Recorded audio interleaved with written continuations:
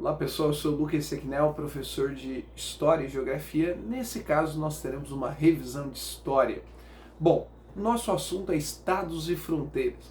Nós vamos conversar um pouquinho mais sobre a formação do Estado moderno. Sempre lembrando que a Europa já não era mais a mesma da Idade Média, né? E a partir do século XI nós já tínhamos aí um grande movimento envolvendo as atividades comerciais. Na época da Idade Média nós já estávamos ali com o que a gente fala de início do capitalismo, ou seja, preconizando o capitalismo. Ainda não era o capitalismo como a gente conhece, mas já as relações comerciais estavam mais afloradas. E a expansão marítima levava a Europa não somente a riquezas, mas também a possibilidade de novas conquistas. Nesse contexto, surgem então os estados nacionais, sempre no signo de uma família real, ou seja, os estados nacionais modernos. E como é que surgem as monarquias nacionais? Então, a expressão desses estados, né, a monarquia nacional, elas já estavam vinculadas ao absolutismo. Então, essa maneira de organizar era conhecida como o antigo regime. E tudo isso se dá a partir do direito divino dos reis, que foi uma tese propagada pelo Jacques Bossuet durante o século XVII e o século XVIII, né? Ele escreveu uma obra chamada Política Tirada da Sagrada Escritura, né? Defendendo que o rei ele enxergava mais longe, mais alto, melhor, por isso que louvar o rei era um dever.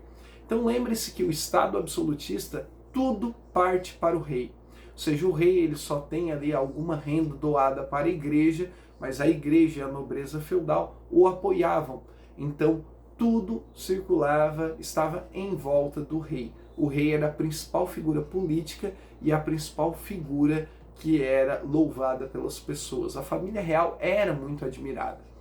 Então, só para a gente ter um nível de consciência, né? Sempre que eu mostro alguma pintura ou algum retrato da época, nós devemos sempre lembrar que o rei era sempre desenhado sem expressão.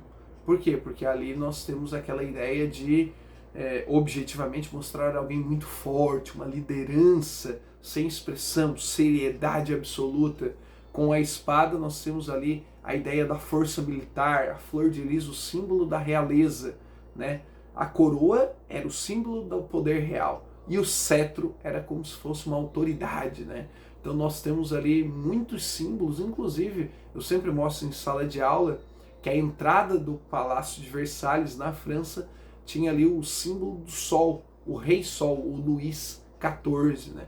Então o Palácio de Versalhes era todo decorado em ouro, né? E aquela objetividade de botar o rei da época sempre num patamar muito acima de todos. Isso acontecia para todos, né? Todos os reis da época. Mas assim, pessoal, quais são as características de um Estado Nacional moderno? Nós podemos colocar que esse Estado Nacional moderno, ao contrário de civilizações e impérios anteriores, tinha território definido, né? Existia também a ideia de um idioma nacional, muito bom essa ideia de um idioma nacional para fortalecer os laços, né? O amor ao Estado Nacional. Tinha que também ter legislação definida para aplicar punições, sanções, é claro que tudo sob supervisão e ótica do rei, né? Também tinha que ter um sistema tributário. O sistema tributário é cobrança de impostos, né? Ou seja, um imposto oficialmente nos acompanha há muito tempo. Para quem tem curiosidade, falei isso aí em videoaulas anteriores sobre os povos mesopotâmicos, como os assírios, que já cobravam imposto através do trabalho. Mas aqui era imposto através de moeda e, por que não dizer, que através dos seus deveres de servo. Então, tinha o sistema tributário, tinha a ideia de uma moeda nacional para fortalecer também os valores identitários, e o funcionalismo público, né? Os civis, que já lidavam com a burocracia, os militares, né, com o exército, que resguardavam ali o poder. Mas uma pergunta que sempre é feita: professor, como é que se justifica uma família real? Então, para justificar o poder de uma família real, a justificativa do absolutismo, eu sempre separo duas obras. A de Nicolau Maquiavel, que viveu entre o século XV e o século XVI, O livro é chamado O Príncipe. Né? O livro O Príncipe ele pode ser resumido em os fins justificam os meios. Ou seja, os fins justificam os meios quer dizer que o fim é o meu objetivo. Os meios é como fazer. Os fins justificam os meios. Os meus objetivos justificam as minhas ações. Com isso, um rei ele poderia ser cruel, ele poderia ser pecaminoso, ele poderia ser firme. E quando um rei é firme, ele tem admiração dos seus sacerdotes, né, dos seus ministros, seja qual for a denominação utilizada, mas dos seus conselheiros. É importante lembrar que a obra é bastante complexa, mas o nosso querido Maquiavel era um funcionário público também. Então ele já pensava com uma mentalidade de liderança. É como se fosse um manual de instrução ao líder, né, ao príncipe. O Thomas Hobbes, que viveu entre os séculos XVI e século XVII, uma obra mais nova, escreve também uma obra chamada O Leviatã, que o homem é o lobo do homem. Ou seja, basicamente, né, o lobo, um animal feroz, é uma figura, né, de linguagem para mostrar que o homem, sim, é aquele que deve lutar pelos seus interesses próprios acima, né, dos interesses coletivos, se for necessário. Então, também temos os teóricos do absolutismo, né, essas justificativas por meio desses manuais, como o Leviatã e o Príncipe, e nós temos os teóricos do absolutismo. O Jacques Bossuet, ele foi um escritor do século XVII, sobreviveu até o século XVIII, e ele tinha então esse livro chamado Política Extraída das Sagradas Escrituras, e ele resguardava a teoria do direito divino dos reis. Basicamente ele justificava, por meio da teologia, por meio da religião, o poder dos reis. Ele justificava o porquê deveriam ser temente aos reis. Ele justificava, portanto, o porquê os reis deveriam deter e serem, claro, né, o detentor de todo o poder, de todas as decisões. Basicamente, Jacques Bossuet deixava claro que o rei só devia favores e também explicações a Deus. Também tem Jean Bodin, que viveu entre os séculos, aliás, viveu só no século XVI, né? E ele escreveu um livro, A República, homônimo ao livro de Platão, e ali ele faz a defesa do princípio da soberania. É claro que ele também fala de soberania sob a ótica do absolutismo. Dentre as fases, nós temos aí frases de Jean Bodin, o absolutismo monárquico, né? Ele fala da teoria da autonomia do Estado. E ele fala, o rei reina, porque é da vontade de Deus, então só a Deus ele deve explicações. Basicamente ele defende que o rei ele tem total autonomia, por isso que ele fala e ele defende a teoria da autonomia do Estado. Quando nós falamos do absolutismo monárquico, a gente vai lembrar também de Jacques Bossuet, e Bossuet defende através da seguinte frase, teoria divina dos reis. E a frase que resume isso é o seguinte, basicamente 6 palavras e 2 vírgulas. Um rei, uma fé, uma lei. Memorize isso. Um rei, uma fé, uma lei. Então, basicamente, para Jacques Bossuet, o rei era o representante legal da fé e da lei. A todos deveriam obedecê-lo. Falando ainda sobre a religião e política, né, nós temos 2 personagens históricos essenciais para a gente configurar o papel da igreja nessa época, principalmente quando a gente fala de indulgências, né? A indulgência era um documento que garantia a salvação. E pensando nessa imoralidade por parte da igreja de vender a salvação, nós tivemos um grande líder protestante que se chamou Martinho Lutero.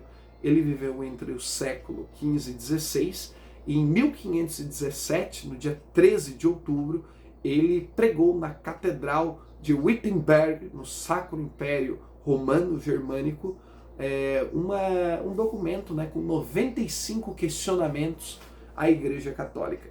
Além dele, né, nós tivemos o João Calvino, que viveu no século XVI, que também foi muito importante para o protestantismo, né? Ou seja, a partir dali, as teses, né, de Martinho Lutero fomentaram o surgimento de igrejas protestantes, né? Então, nós temos ali o Martinho Lutero e o João Calvino como grandes representantes. E também temos um que é um nome difícil, né? Se eu falar errado, você me perdoa, é Udreric Zwinglio. Zwinglio. Viveu entre os séculos XV e XVI, né? Eles fundaram uma religião protestante juntos na Suíça, né? E eles atuavam no norte daquele país e também condenavam a compra dessas indulgências, né? Lembrando que essas indulgências eram condenadas por eles desde 1510 também. Então foram aí traços contemporâneos entre esses grandes protestantes. É sempre importante lembrar também sobre as formas de governo. O professor sempre cita na sala, né, que apesar da república ser algo muito antigo, né, e contraposto à monarquia e existir até mesmo na época do Império Romano, as repúblicas elas ganharam um corpo muito forte a partir do século XVIII e do século XIX e do século XX. Então, a república até a gente deixa um pouquinho de fora, porque quando a gente fala da república, a gente fala de eleições, a gente fala um pouquinho de democracia. Mas quando falamos de formas de governo, nós temos a monarquia, em que o governo, né, é todo centralizado em uma única pessoa, tem os poderes especiais, poderes moderadores, que é o rei. Também temos a oligarquia, que é o governo de poucos, né? Na Grécia Antiga se chamava que era o poder na mão de poucos, né? O governo do rico.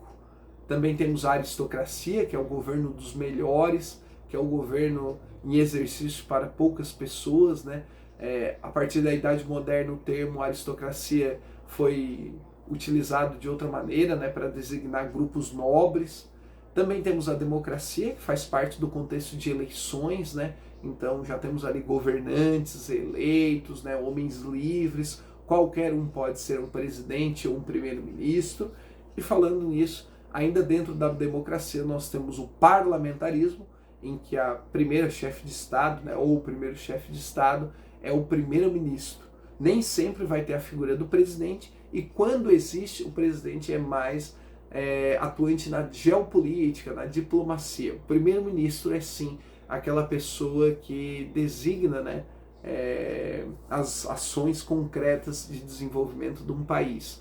Então o primeiro-ministro fica sendo a figura central.